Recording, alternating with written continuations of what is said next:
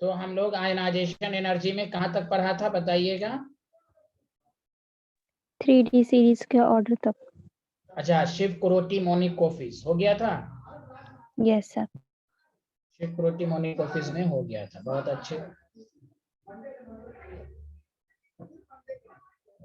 अब आइए ध्यान दीजिए, तो फर्स्ट आयनाइजेशन एनर्जी का आपको ऑर्डर मैंने लिखवा दिया। अब आइए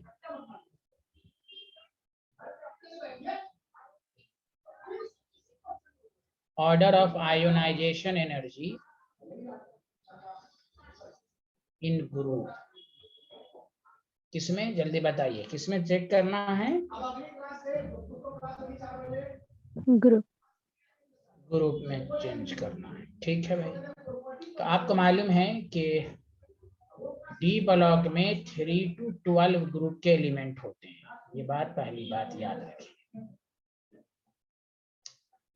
तो आपसे पूछेगा कि भाई एक ही ग्रुप में हम आयोनाइजेशन एनर्जी का ऑर्डर कैसे लिखेंगे?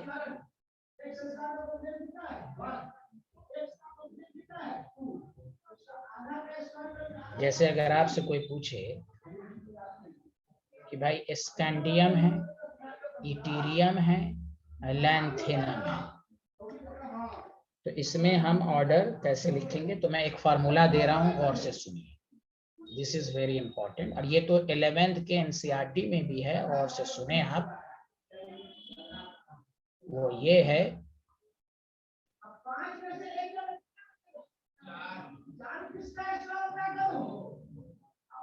कि order of ionisation energy of 5D series से ज्यादा आपकी 4D की होगी, फिर 3D की होगी। आपको मालूम है कि मैं लैंग्वेज में लिखूंगा, the first ionisation energy of third transition series is higher than first and second। पहले तो आपको इस तरह फर्स्ट एंड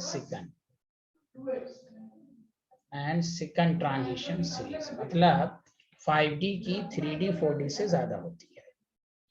तो रीजन आप बताएंगे कि भाई because in 5D series electron enters in 4f subshell। मालूम है ना सबको, हाँ या ना? अरे बोलिए ना। Yes sir. हाँ, तो due to poor shielding effect, और से सुनिए, due to poor shielding effect of 4f lengthenoid contraction occurs।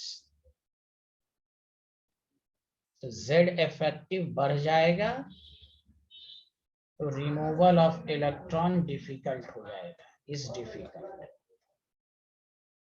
ये तो खुद एनसीईआरटी ने कहा है डिफिकल्ट।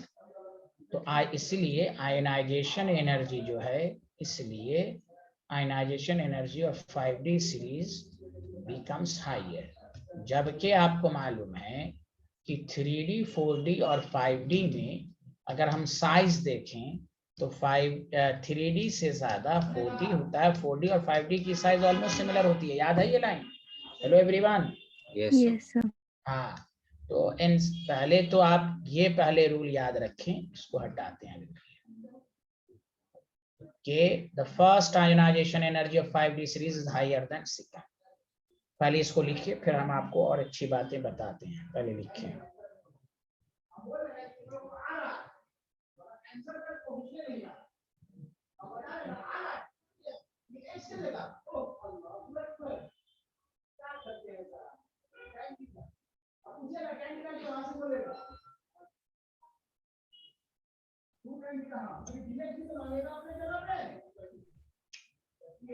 सर वो थर्ड के बाद क्या है?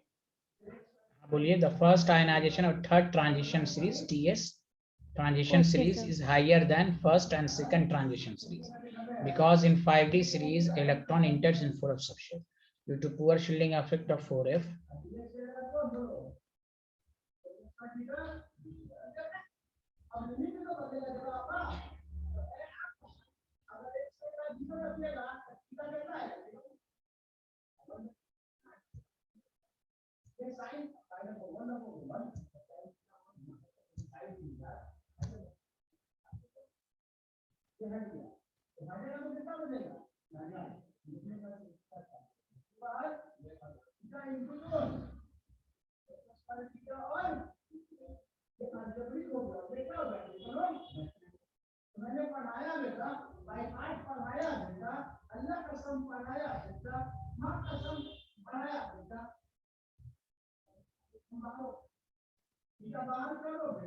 Done, sir.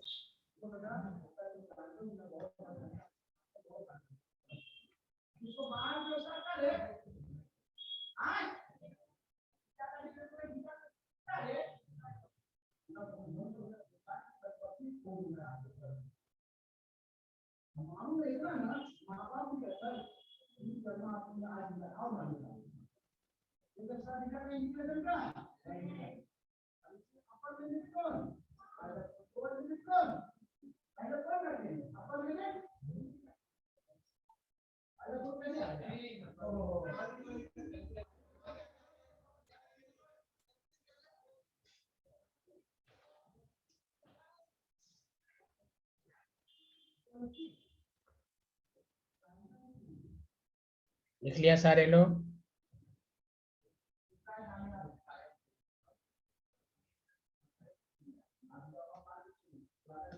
हेलो,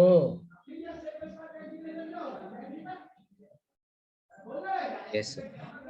देखिए ये जो बुक लिखता है, आप सुनिए अच्छे से, 7, 8, 9, 7, 8, 9, 11, 12 ये रूल देखो, इसका ऑर्डर सुनो। जब ये ग्रुप का एलिमेंट होगा तो 5D का ज्यादा, फिर 3D, फिर 4D।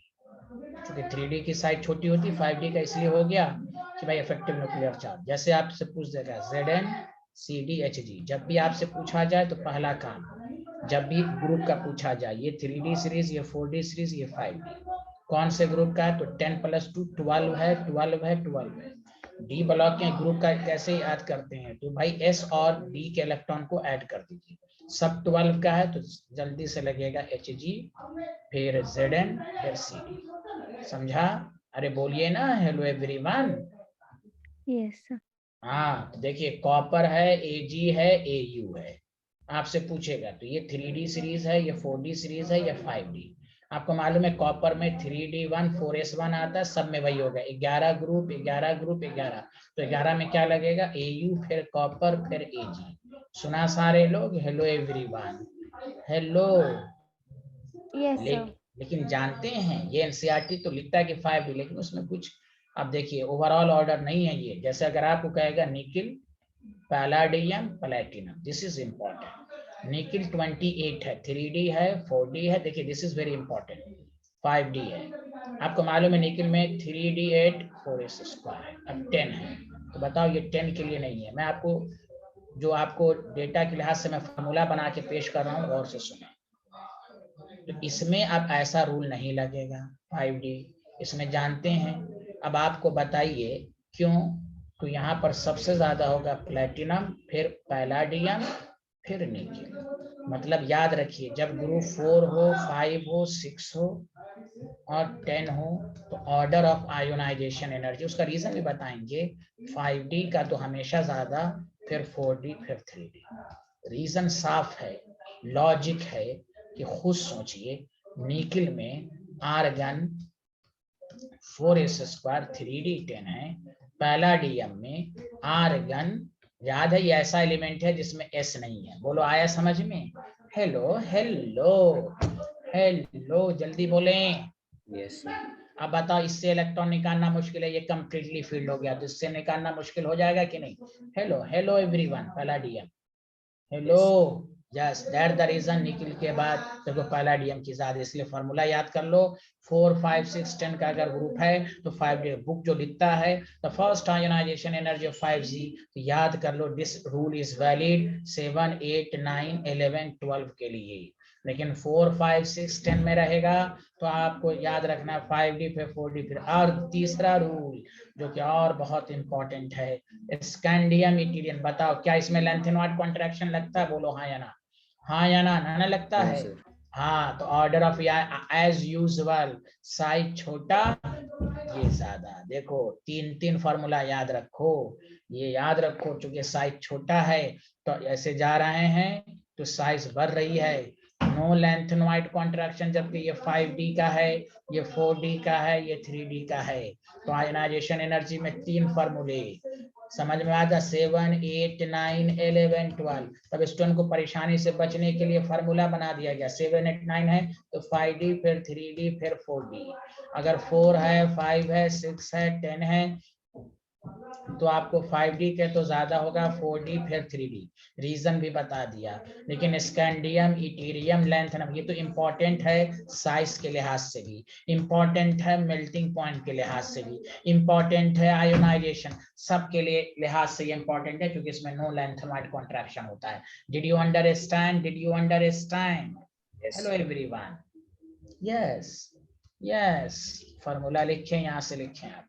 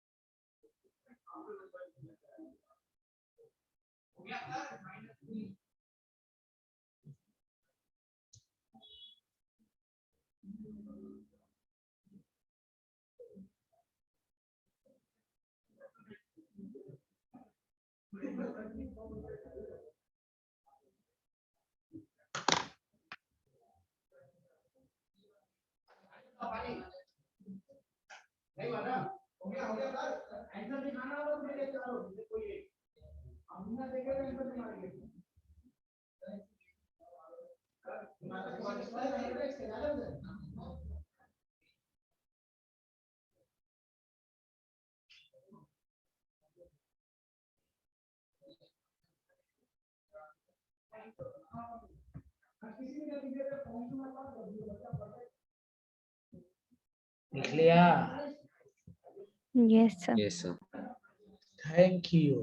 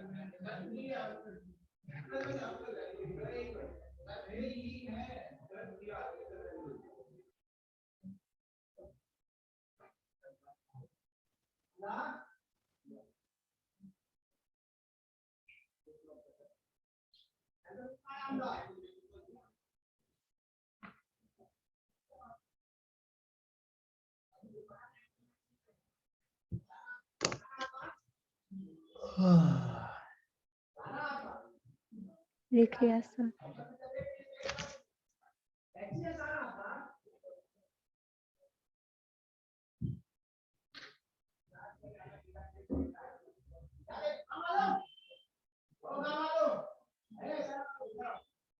सबसे पहले ये जो तीन है यहाँ, ये मुझे इंडिकेट करेगा, क्या करेगा?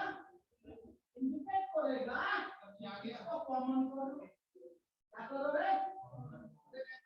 बोलो बोलो कॉमन करो, क्या बचेगा? कॉमन होगा तो यहाँ पे क्या बचेगा?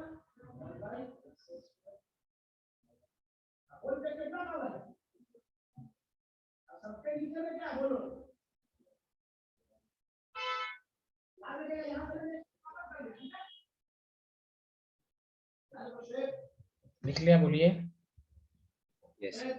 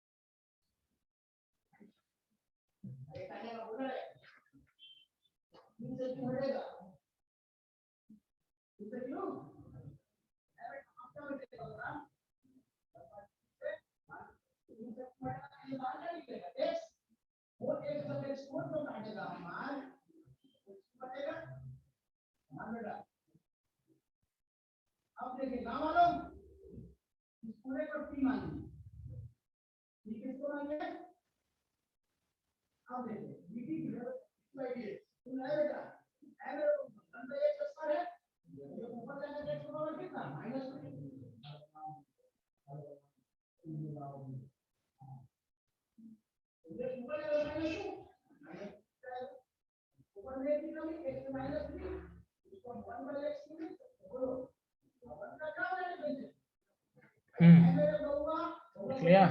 Yes sir. चलिए, अब कुछ प्रॉपर्टीज बहुत ही आसान वाली है फिजिकल प्रॉपर्टीज में। नेक्स्ट लिखिएगा एलॉय फॉर्मेशन। ये आयनाइजेशन एनर्जी के बारे में इतनी बातें याद रखना। एलॉय फॉर्मेशन, आप जानते हैं कि जितने भी जैसे ब्रास, ब्रोंज, स्टील, स्टेनलेस, जितने भी हैं उसमें ज्यादातर जो कॉन्स्टिट्यूएंट एलिमेंट है वो डी ब्लॉक है। जैसे brass is the mixture of copper and zinc.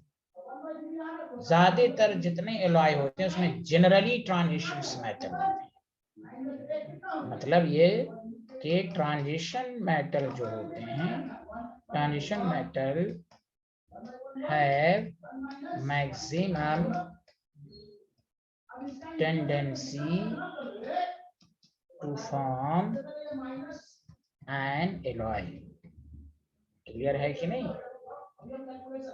तो एक बात बताइए, एलॉय कौन बनाता है? जैसे कॉपर और जिंक मिक्स होके ब्रास बनाया, एलॉय बनाया। तो आपने अभी पढ़ा ना कि भाई ट्रांजिशन मेटल में शुरू में साइज डिक्रीज हुई थी, बीच में कांस्टेंट हुई थी, अल्टीमेटली बढ़ी थी, है या ना? Yes sir. हाँ, तो ट्रांजिशन मेटल में क्या है, साइज का डिफरेंस बहुत ज्यादा का नहीं है दो एलिमेंट के बीच। इसलिए कहना transition metal are similar in atomic size, इसलिए therefore they can mutually substitute one another in crystal lattice. इसलिए म्यूचुअली क्या होता है, ये मिक्स हो जाता है और एलॉय बनाता है। लेकिन सोडियम पोटेशियम का एलॉय आप नहीं मिक्स कर सकते कि साइज बहुत बड़ी है दूसरे से। Did you understand? वही कहेंगे ऐसा क्यों होता है, उस कहेंगे since two almost similar in size. Since यही ऑप्शन में या रीजन के साथ पूछेगा, they are quite similar in atomic size,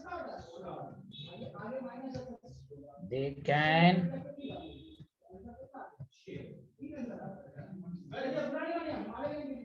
mutually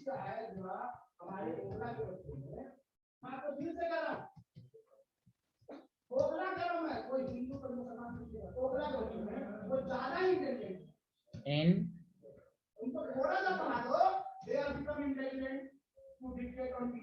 crystal lattice. इसलिए तो कोई भी एक लाइन में पूछे एलॉय फॉर्मेशन का रीजन बताइए, क्यों ट्रांजिशन मेटल में? सिंपल के they are almost similar in atomic size. बोलो आया समझ में? Hello everyone. इसलिए वो Yes, आपस में मिक्स होकर बनाता है। चलिए आगे बढ़े, एलॉय फॉर्मेशन।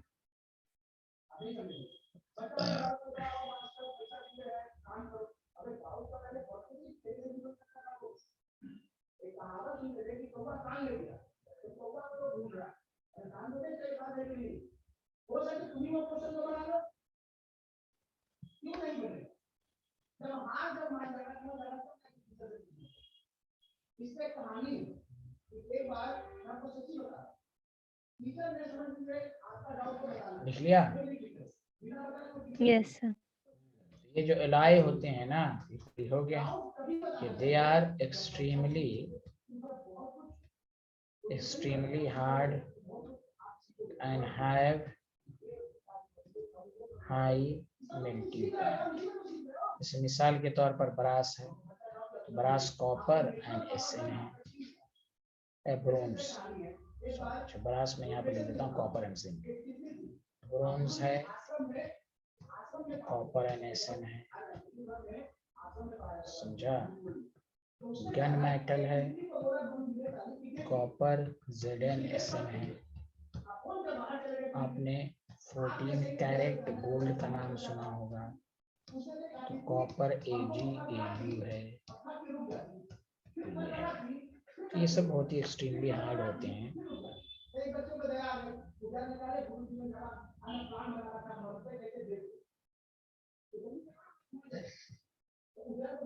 लिख लिया?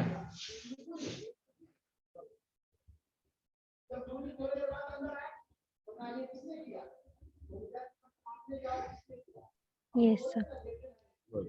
अब छोटी छोटी प्रॉपर्टीज है। Next physical properties, complex formation. Complex formation, complex formation. देखिए आप इसके बाद कॉम्प्लेक्स कंपाउंड ही पढ़िएगा। जितने भी कॉम्प्लेक्स कंपाउंड आप पढ़िएगा उसमें ज्यादातर जो सेंट्रल मेटल होते हैं वो डबल ऑफ ट्रांजिशन मेटल होते हैं, 3D 4D 5D। तो वही पूछा जा रहा है कि कॉम्प्लेक्स ट्रांजिशन मेटल के अंदर कॉम्प्लेक्स कंपाउंड बनाने की टेंडेंसी क्यों ज्यादा होती है। पहले तो इस लाइन को लिखिए कि ट्रांजिशंस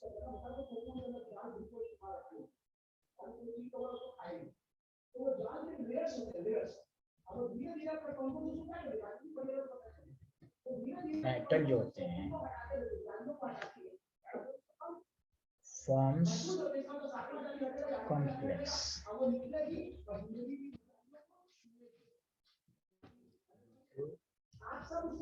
following reason.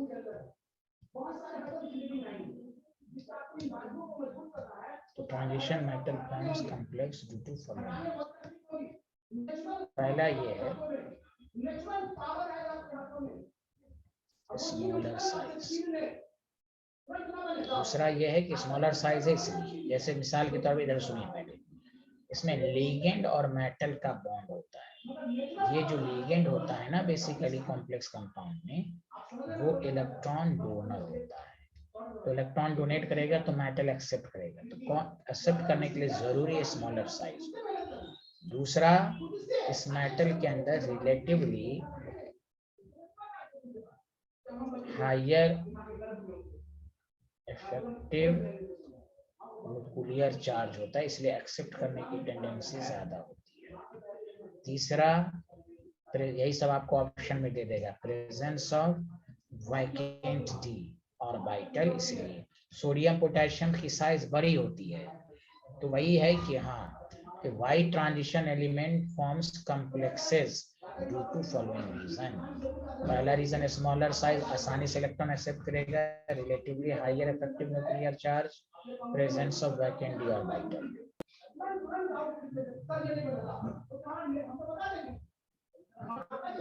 ऑर्बिटल समझा कि नहीं भैया?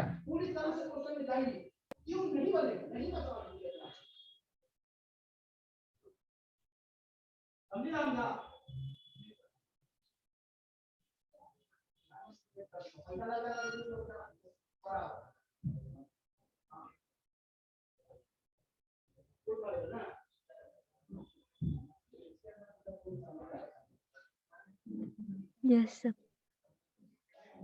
इसी वजह से उसी के नीचे लिखी रीजन नहीं है, इन तीन फिनोमेना की वजह से क्या होगा,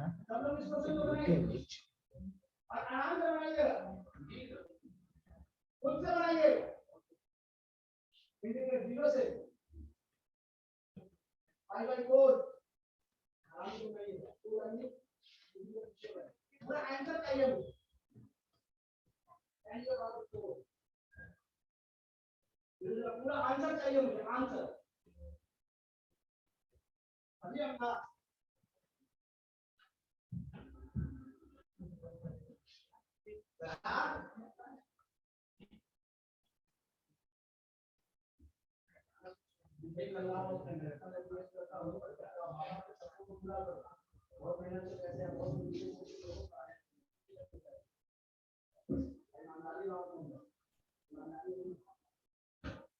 ठीक है, 4:45 आपको टेस्ट पर मिल जाएगा, ठीक है सारा।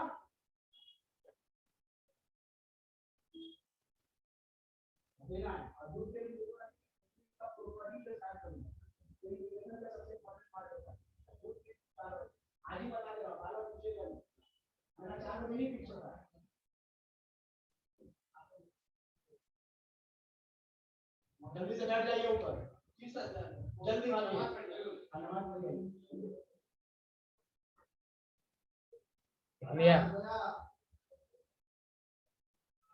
Yes, sir.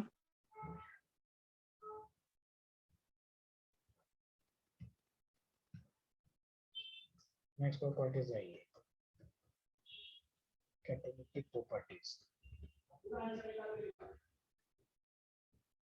तो ट्रांजिशन मेटल जो होते हैं मोस्टली का आपका ऑर्गेनिक में सब कुछ पढ़ा है, निकिल, प्लैटिनम, पैलाडियम, समझा। तो कैटालिटिक प्रॉपर्टीज भी सबसे ज्यादा जो शो करता है वो ट्रांजिशन मेटल या उसके फिर आप छोड़ दीजिए पी ब्लॉक में आपने देखी डिकेंस प्रोसेस हो, अमोनिया की फॉर्मेशन हो, जहां जहां भी कैटालिस्ट होता है जनरली आपको डी ब्लॉक एलिमेंट होते हैं। तो मेरे साथ साथ लिखिए ट्रांजिशन मेटल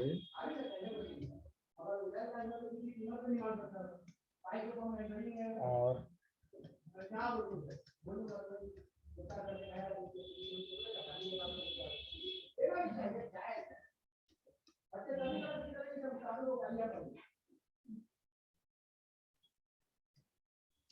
कैटालिटिक प्रॉपर्टीज।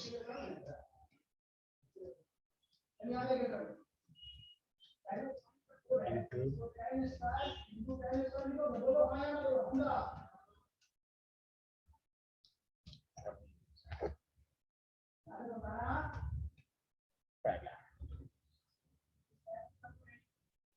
सबसे इम्पोर्टेंट यही है कि ट्रांजिशन मेटल पहले लिख लीजिए, फिर मैं आपको समझाता हूँ। शोज, ये सब बहुत ही आसान आसान पॉइंट है।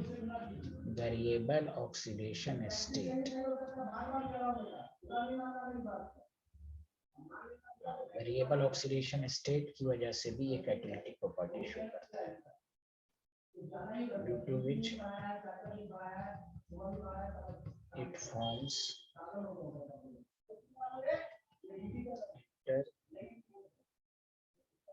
intermediate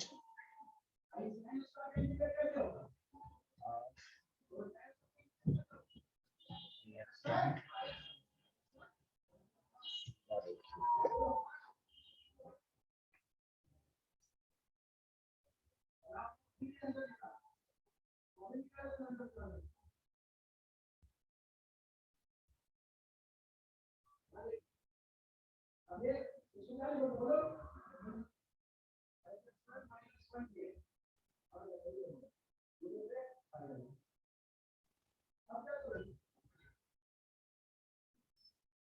बताइए।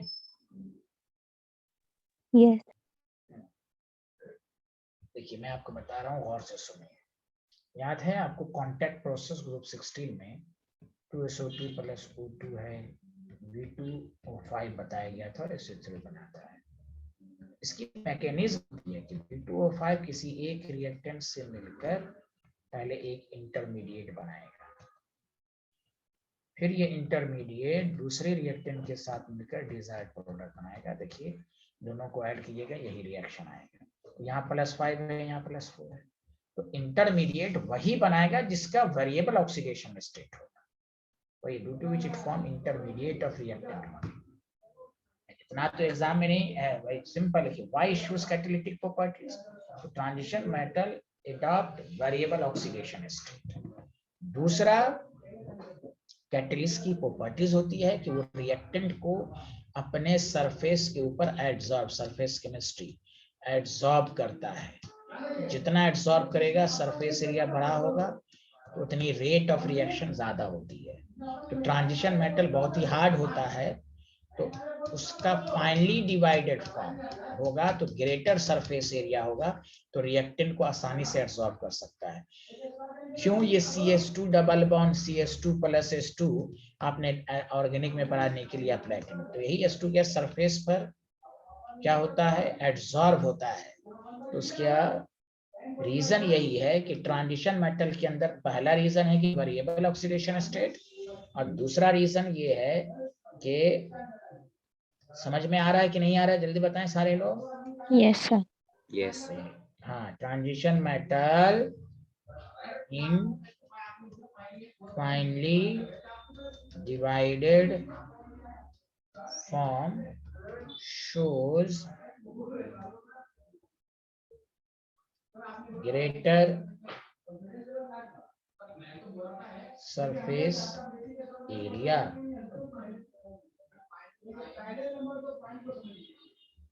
Greater surface area.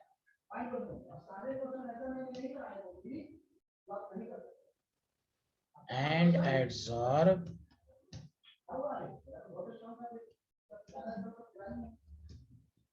more reactant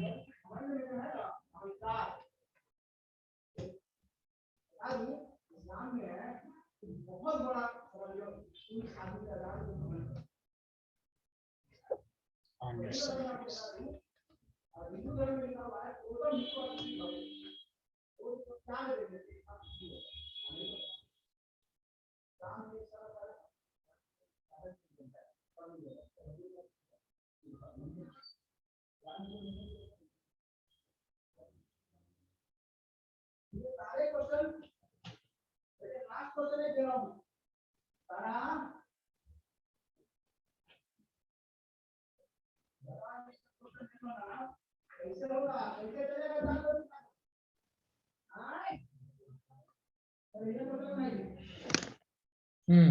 लिख लिया? Yes, sir.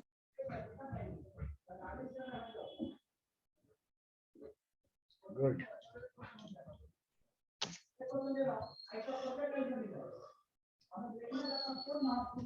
अब आइए नेक्स्ट टॉपिक लिखिएगा, oxide of transition metal.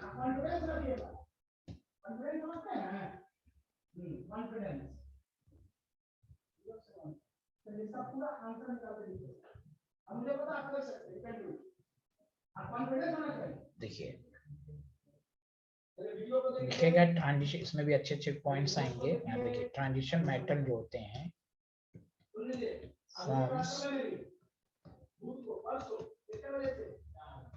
Different type of oxide.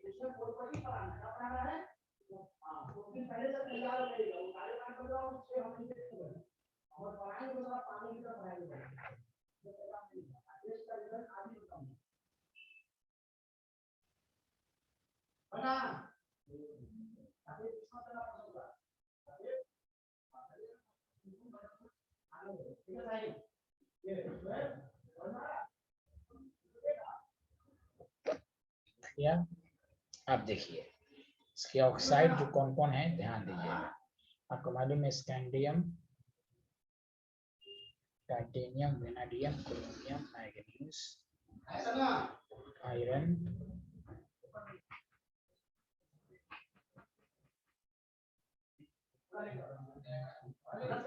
Cobalt, nickel. देखिए स्कैंडियम का एक ही ऑक्सीडेशन स्टेट था ना, +3। बोलिए हाँ या ना। तो ये Yes. एक ही ऑक्साइड बनाएगा। अब बताओ टाइटेनियम का था +2 +3 +4। तो कैसे कैसे +2 TiO +3 Ti2O3 +4 TiO2। V का था +2 +3 +4 +2 VO +3 V2O3 +4 VO2 और +5 नहीं था, +5 था या नहीं था V2O5। यस, इसमें क्वेश्चन पूछता which of the following oxide of the, पहले बताओ VO2 प्लस पॉसिबल है या नहीं, जल्दी बताओ सारे।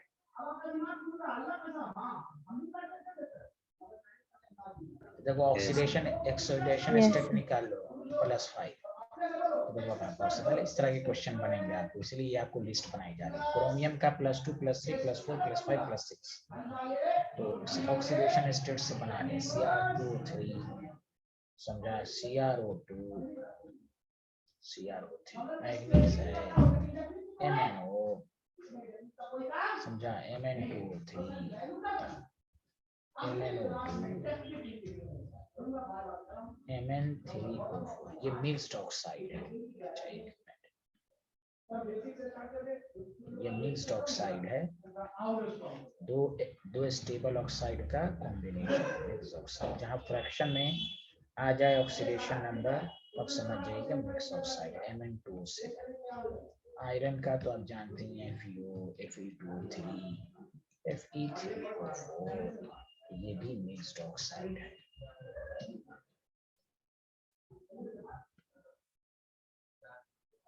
यहाँ COO, CO3O4, this is mixed oxide.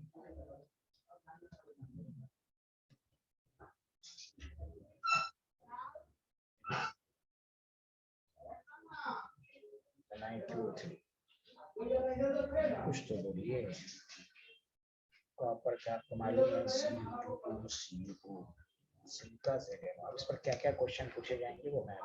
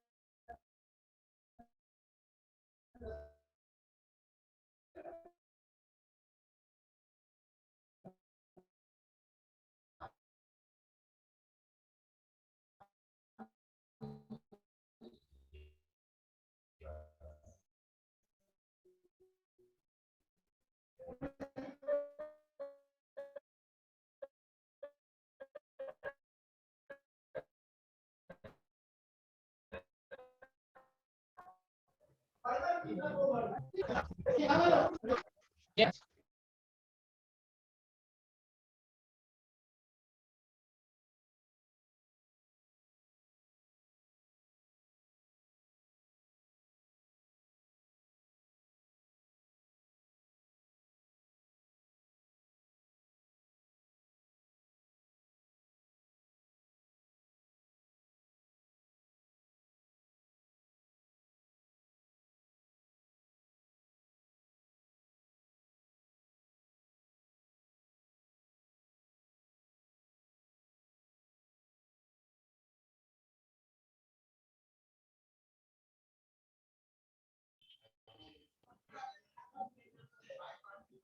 Hello स्वास्थ्य आसिया।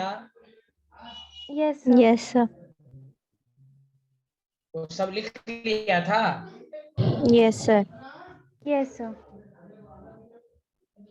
Very good. चलिए रिमार्क्स लिखिए। पहला पॉइंट देखिए, oxide of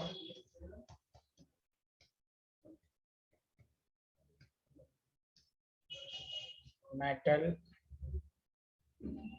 in lower oxidation state is generally basic. Lower oxidation state generally basic होता है, क्योंकि आपको मालूम है because in lower oxidation state Z effective जो होता है ना वो डिक्रीज करता है, और जेड इफेक्टिव जब डिक्रीज करेगा तो टेंडेंसी टू लॉस इलेक्ट्रॉन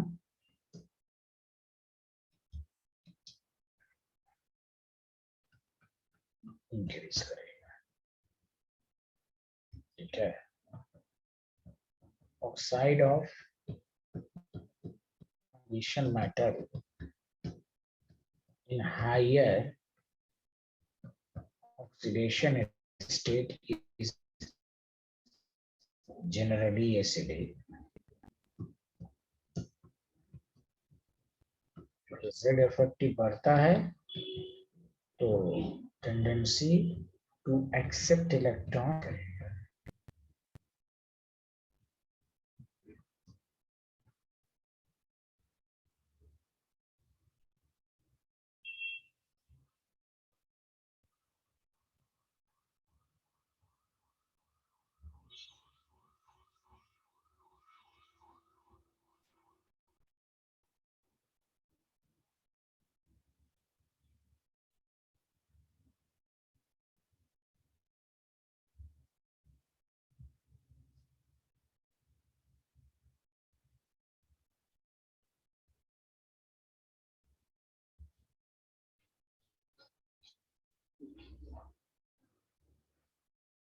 लिख लिया?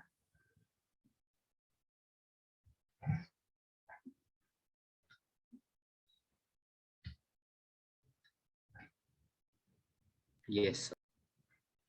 अब इसमें नेचर Yes, ऑफ, हाँ, नेचर ऑफ ऑक्साइड का क्वेश्चन पूछेगा, गौर से सुनिए। आपसे पूछेगा which of the following oxide is basic, acidic या एम्फोटेरिक। देखिए मेटल ऑक्साइड जो होते हैं ना, ये बात हमेशा याद रखिए, मेटल ऑक्साइड ही में दिक्कत है। तो मेटल ऑक्साइड जो होते हैं वो तीनों होते हैं, +1, +2 और +3 बेसिक होते हैं। लेकिन इसमें कुछ आपको एक्सेप्ट एम्फोटेरिक, कुछ एम्फोटेरिक है, वो क्या है वो हम बताएंगे। मेटल का +4 ऑलवेज एम्फोटेरिक होता है, और +5, +6, +7 ये एसिडिक होगा, कुछ एक्सेप्ट एम्फोटेरिक। इसलिए आपको मेटल ऑक्साइड का अगर आंसर देना है तो आपको पहले एम्फोटेरिक की लिस्ट याद रखनी पड़ेगी। यहाँ नॉन मेटल की बात नहीं, इसलिए हम इसकी बात नहीं करेंगे, इसलिए याद रखिए एम्फोटेरिक ऑक्साइड आपको इसमें क्वेश्चन पूछेगा।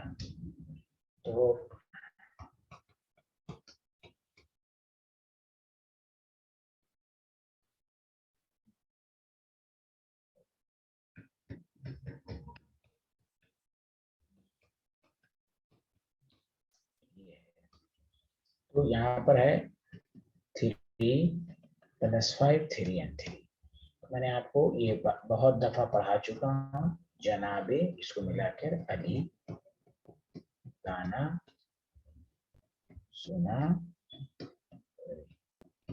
वो सब आसमान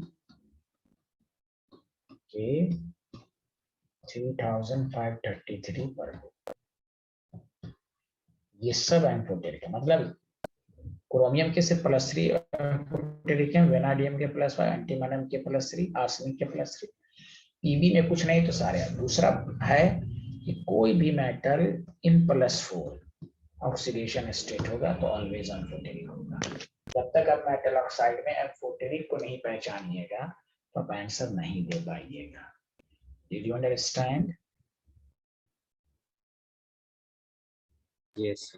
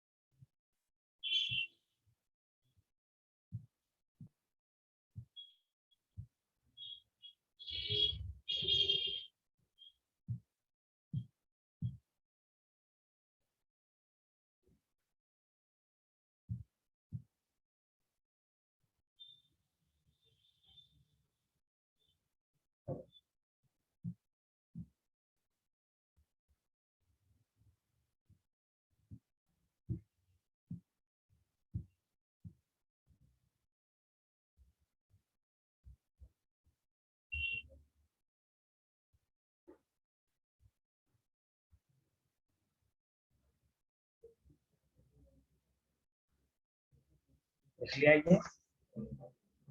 yes sir. So, एक मिनट previous slide लगा दीजिए।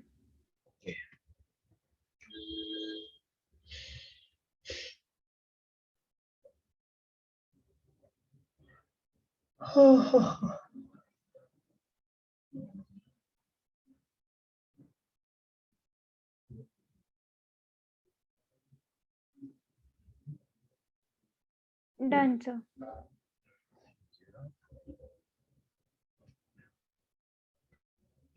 आप क्वेश्चन बनाइएगा।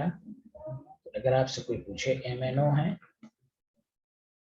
MnO2 है,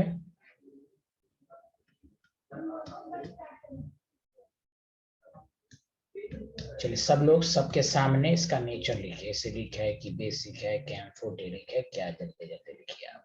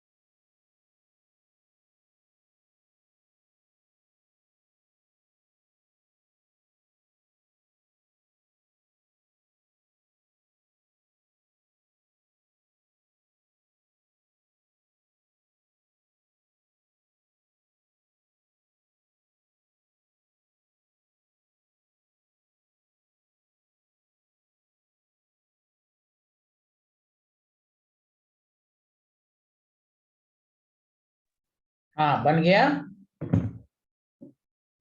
Yes, sir.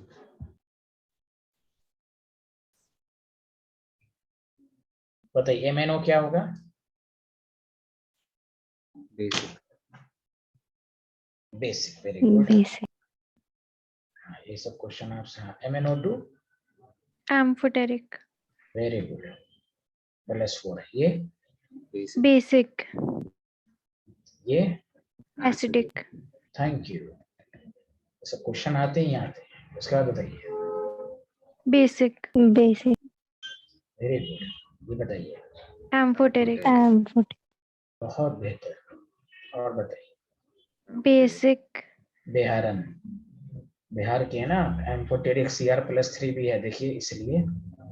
हेलो, यहाँ देखिए, है ना एम्फोटेरिक। और बोलिए ना साइंटिस्ट। Yes, sir. तो एम्फोटेरिक ये भी है, ये भी। मेटल +4 में तो सब रहेगा। हाँ, CrO3 बताइए। एसिडिक। एसिडिक। चलिए, वेनाडियम का बताइए। बेसिक। Basic. बेसिक। ये बताइए। एम्फोटेरिक। Amphoteric. ये बेसिक। बेसिक। ये एम्फोटेरिक। 25 एम्फोटेरिक। एम्फोटेरिक। कैसे, यहाँ देखिए, वेनाडियम पे +5 भी एम्फोटेरिक होता है। आया Yes, sir. कोई?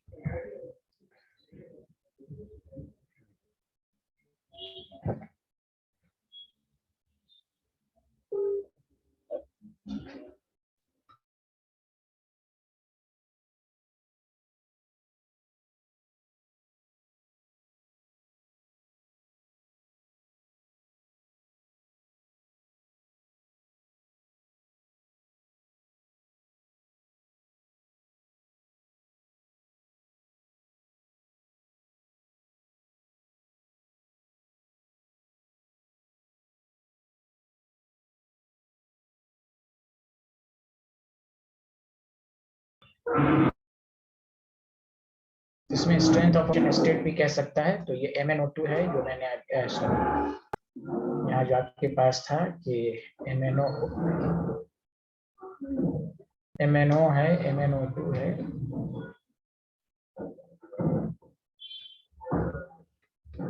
2 3 है, Mn2O7 है। तो अभी हमने नेचर पूछा, लेकिन ऑर्डर ऑफ एसिडिक करेक्टर अगर पूछा जाएगा तो आपको भाई +2 है, यहाँ +4 है, यहाँ +3 है, यहाँ +7 है। तो MnO से ज्यादा एसिडिक Mn2O3 होगा, MnO2 है। अभी ऑर्डर, हम ऑर्डर लिखेंगे। नेचर पूछेगा तो इस तरह आंसर देंगे। सुना, दोनों में फर्क समझ में है? Hello everyone. Yes. Yes sir.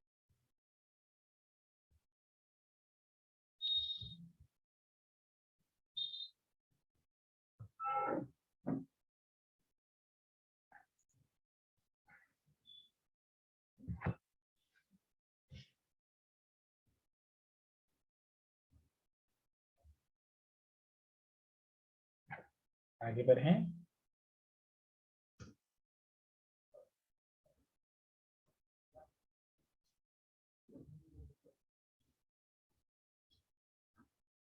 Yes.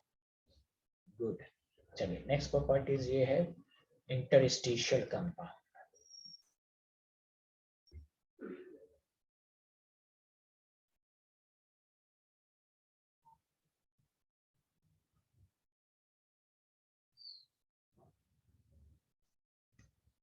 Interstitial compound कि ट्रांजिशन मेटल जो होते हैं इंटरस्टिशियल कंपाउंड बनाते हैं।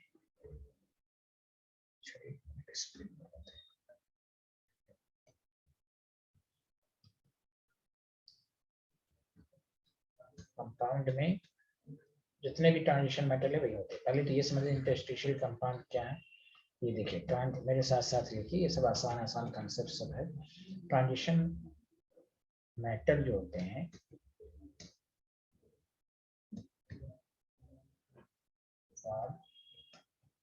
Large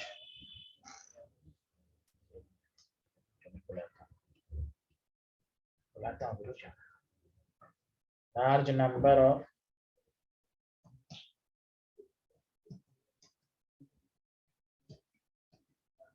interstitial compound because small atoms of certain element such as carbon, nitrogen, oxygen, hydrogen, ये सब are trapped into vacant site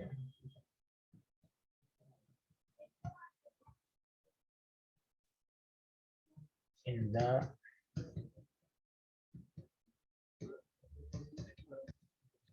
crystal lattice of transition element.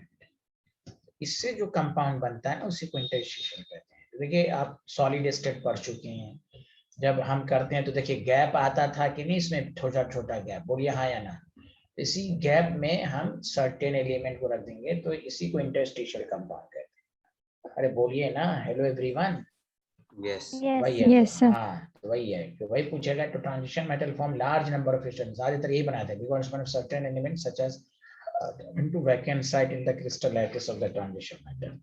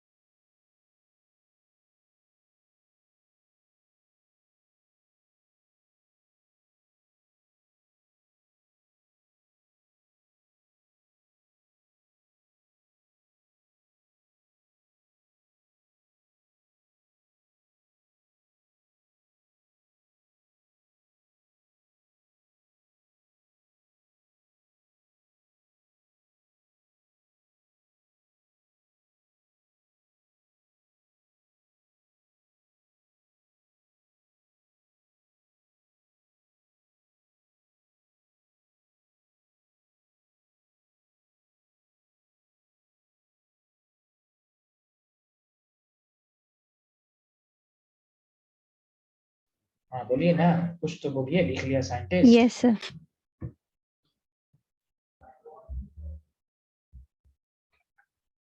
अब देखिए इंटरस्टिशियल कंपाउंड जो होते हैं, तो नीचे लिखिएगा characteristics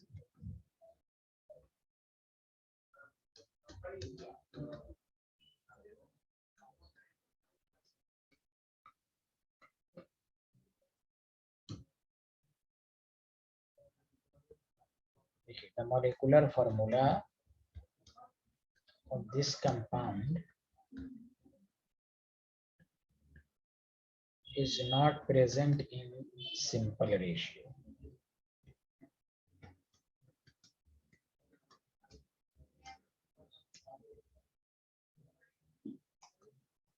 Due to which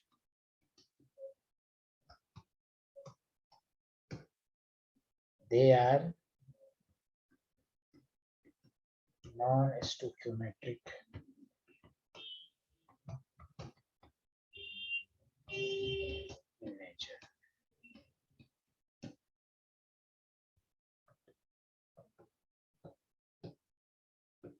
They are neither ionic nor covalent.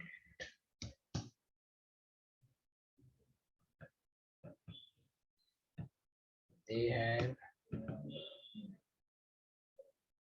higher density, higher tensile strength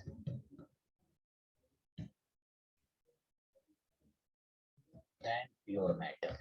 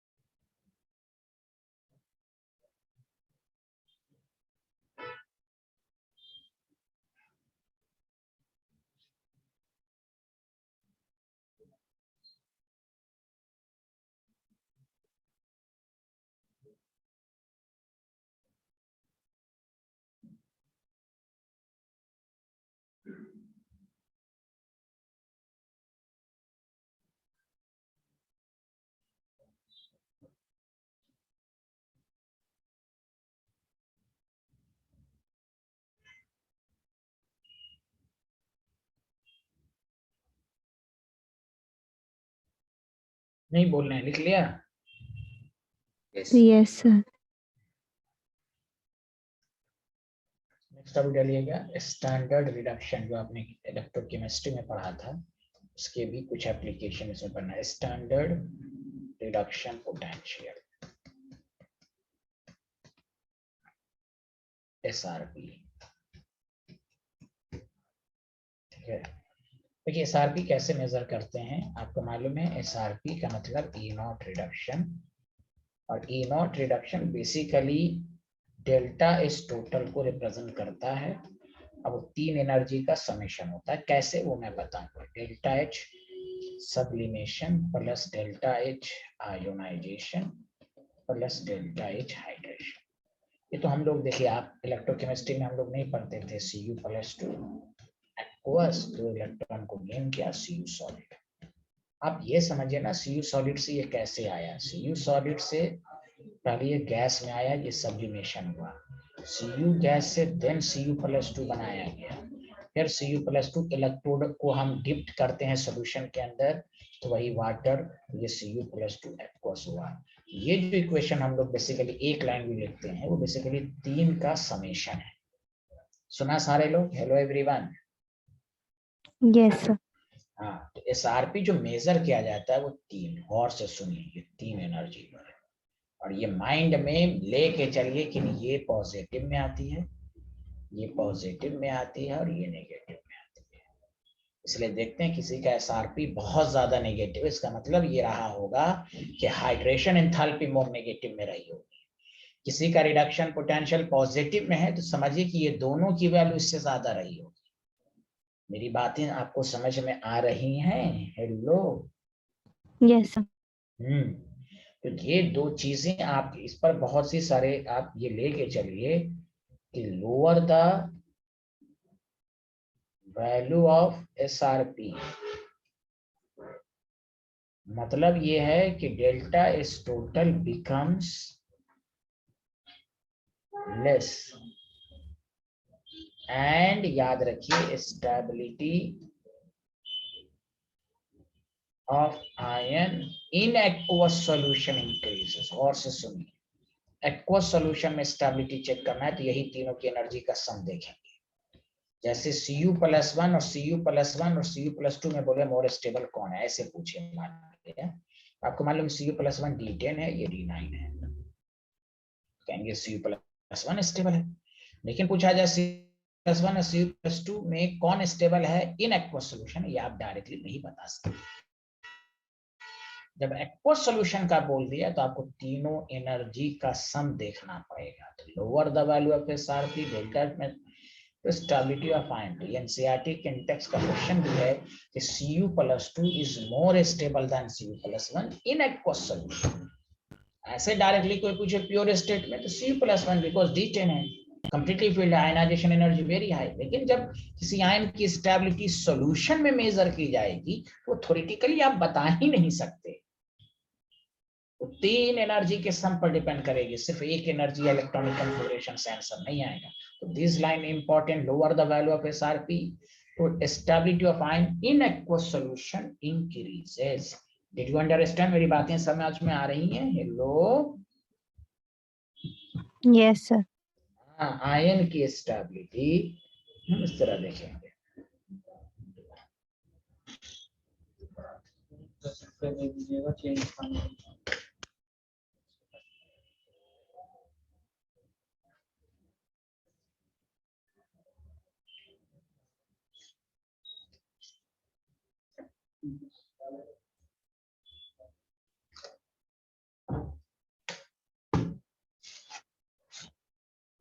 या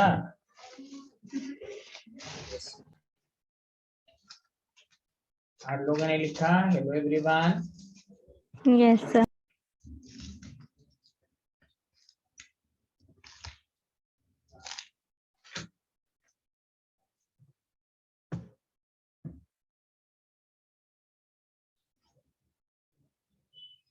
तो देखिए,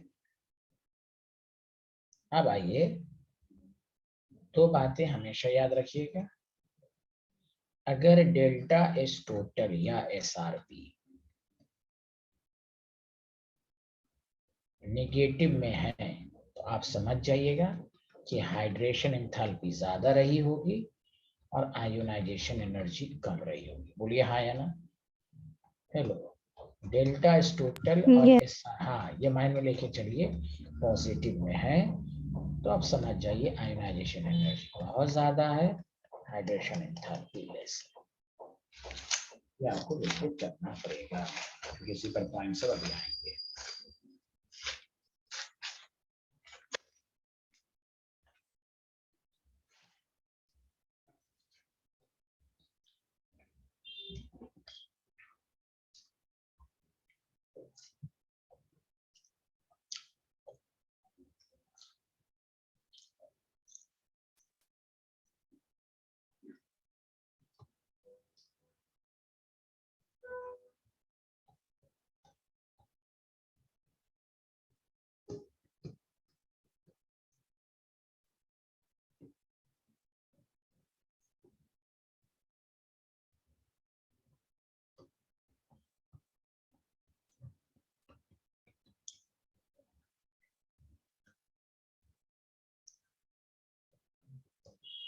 खुद कह रहा है मोर स्टेबल एक्वस सॉल्यूशन, तो डायरेक्ट कहिए इट इज ड्यू टू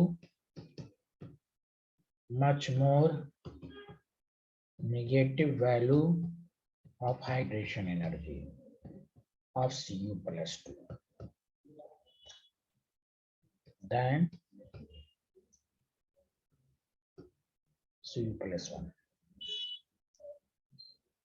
इससे क्या हो जाएगा, विच इज मोर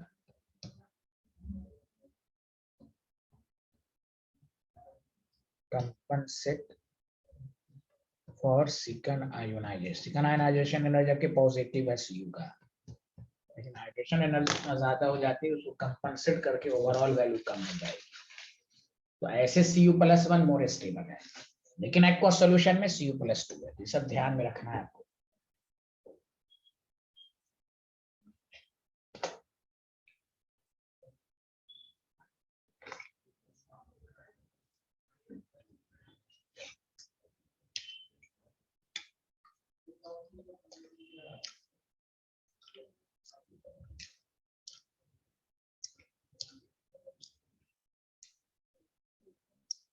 देख लिया? Yes, sir. Yes. इसीलिए याद भी रखिएगा Cu+1 जो है इज अनस्टेबल। ऐसे तो स्टेबल है, प्योर स्टेबल है, instable in aqueous solution.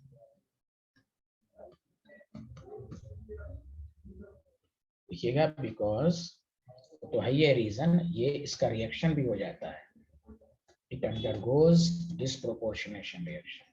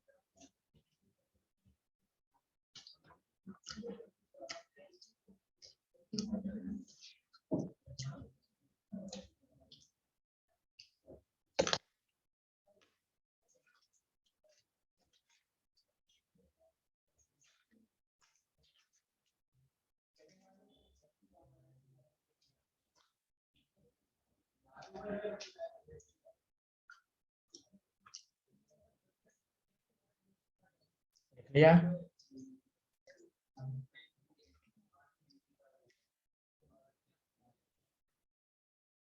Yeah.